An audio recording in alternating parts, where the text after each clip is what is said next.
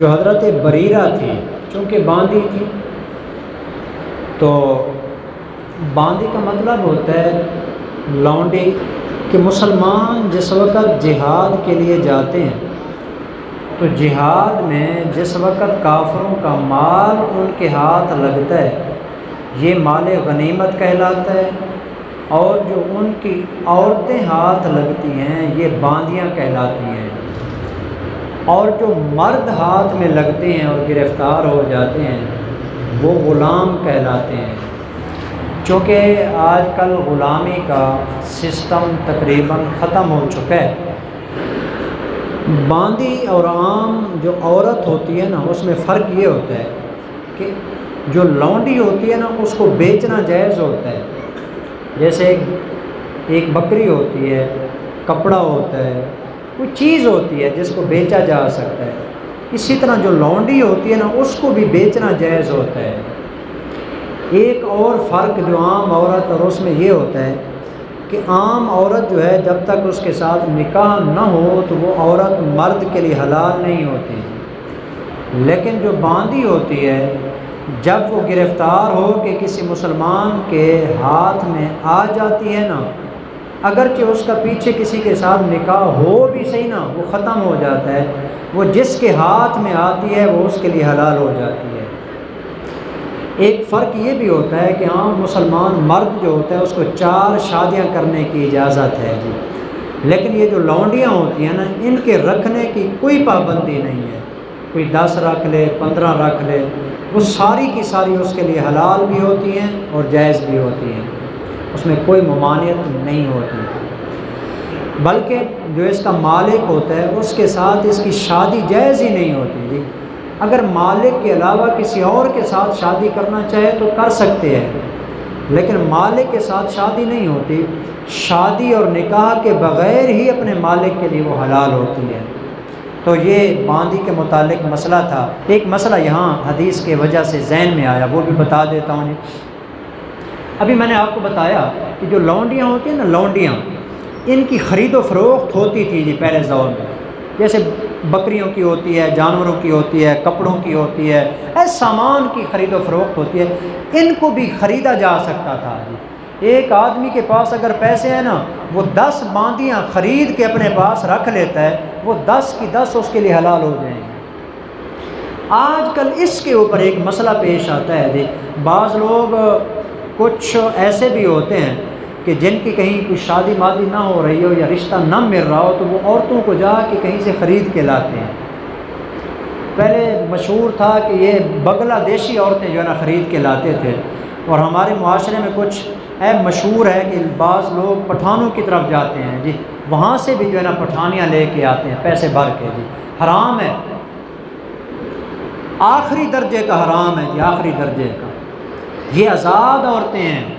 ان کی بیع نہیں ہوتی، ان کی خرید و فروخت نہیں ہوتی، اور اتنا بڑا گناہ ہے کہ انسان اس کا تصور بھی نہیں کر سکتا ہے، تو اس لیے بالکل آزاد ہیں۔ اس وقت دنیا کے اندر غلامی کا تصور ختم ہو گیا ہے جی، کوئی دنیا کے اندر غلامی نہیں ہے جی، کوئی عورت باندھی نہیں ہے دنیا کی، تو لہٰذا اس کے ساتھ نکاح کرے، نکاح کرنا تو جائز ہے جی، لیکن اگر اس کو خرید کے لایا ہے تو پھر بعد میں کہتا ہے کہ یہ میری باندھی ہے تو لہٰذا اس کے لیے یہ میرے لیے حلال ہو جائے گی، یہ اس کے لیے حلال نہیں ہوگی، یہ اس کے لیے حرام ہوگی جی، اور یہ کام کرنے والا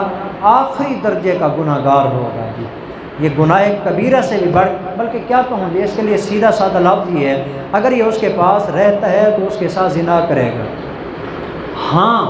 ایک صورت ہے اس کے لیے حلال ہونے کی، خریدنے کا مطلب یہ ہے کہ اس کے ساتھ نکاح کر لیتا ہے، وہ جو پیسے دے رہا ہے نا یا وہ آگے پیسے لے رہے ہیں، یہ حق مہر کے طور پر ان کو پیسے دے دے گی، اس کے ساتھ پہلے نکاح کرے، نکاح کرنے کے بعد ان کو جتنا لاکھ انہوں نے مانگا ہے،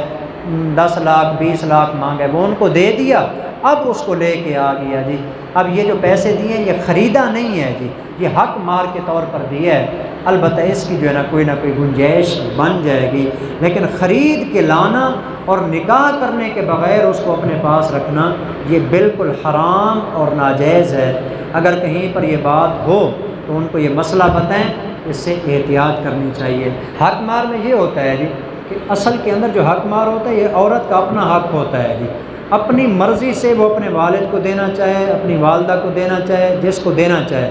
ملکیت عورت کی اپنی ہوتی ہے جی۔ لیکن اگر زبردستی یہ کہتے ہیں جی کہ حق مار ماں باپ لے لیتے ہیں اور اس میں سے عورت کو کچھ بھی نہیں دیتے زبردستی، یہ بھی ناجائز اور حرام ہے، کیونکہ جو حق اس کا تھا انہوں نے اس سے وہ حق مار دیا اور چھین لیا ہے جی۔ البتہ یہ اس کے جو والدین ہیں نا وہ گناہ گار ہوں گے، جو دینے والا ہے وہ گناہ گار نہیں ہوگا، کیونکہ اس نے تو ادا کر دی ہے، یہ اس کے والدین کے ذمے تھا جی کہ وہ اس کو ادا کر دیتے، لیکن اگر انہوں نے نہیں دیا تو یہ اس کا حق مار کے اس کو کھا رہے ہیں، یہ ان کے لیے حرام ہوگا۔ ہندو تو پہلے نکاح سے پہلے طے ہوتا ہے معاملات 3 لاکھ روپے دینا ہے، اس میں بھی 2 صورتیں ہیں جی، اگر نکاح سے پہلے طے کر دیا نا، یا تو اس عورت کی قیمت طے کی ہے کہ اس کی قیمت دینی ہے، تو بالکل حرام ہے، یہ بھی میں نے بتا دیا جی،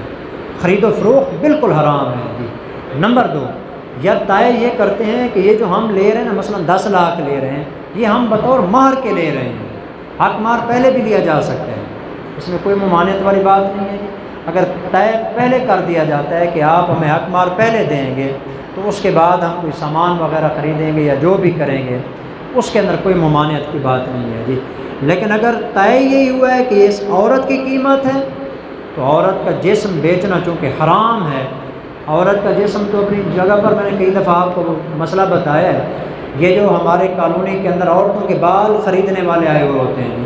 بیچنے والا بھی حرام کا ارتکاب کر رہا ہے، خریدنے والا بھی حرام کا ارتکاب کر رہا ہے۔ عورت کے ٹوٹے ہوئے بال اس کے جسم کا ایک حصہ ہوتا ہے، اس کو بیچنا بھی حرام ہے جی۔ تو جب عورت کے جسم سے ٹوٹے ہوئے بال بیچنا حرام ہے، عورت کا پورا جسم بیچنا بھلا کہے کو جائز ہو، اس لیے یہ بھی بالکل ناجائز اور حرام ہو۔